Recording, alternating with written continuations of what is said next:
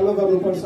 हामीले कतार सरकारले यहाँको इस्लामिक कन्ट्रीमा छौँ, हामी कहिल्यै पनि सरकारको अगेन्स्टमा कुराकानी गर्नु हुँदैन। यो हाम्रो कर्मभूमि हो, जन्मभूमिलाई जत्तिकै कर्मभूमिलाई पनि हामी रेस्पेक्ट गर्नुपर्छ।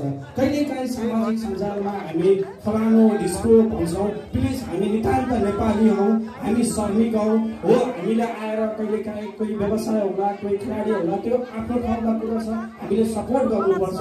तर प्लिज सामाजिक सञ्जालमा हामी एक आपसमा फाइट नगरौँ, एकले अर्कोलाई सपोर्ट गरौँ। र मैले एउटा कुरा पनि जोड्न चाहेँ, हामी हस्पिटलमा बिरामी भेट्न गइन्छ भने प्लिज मनबाट जाउँ, पपुलारिटीको लागि नजाउँ, कसैको पनि तस्बिर सार्वजनिक नगरौँ।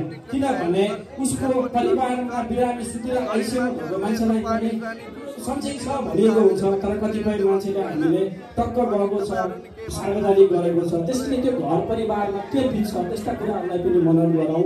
र मैले हाम्रो दिदीबहिनीहरूलाई मैले के चाहिँ एउटा जानकारी गराउन चाहन्छु भने प्लिज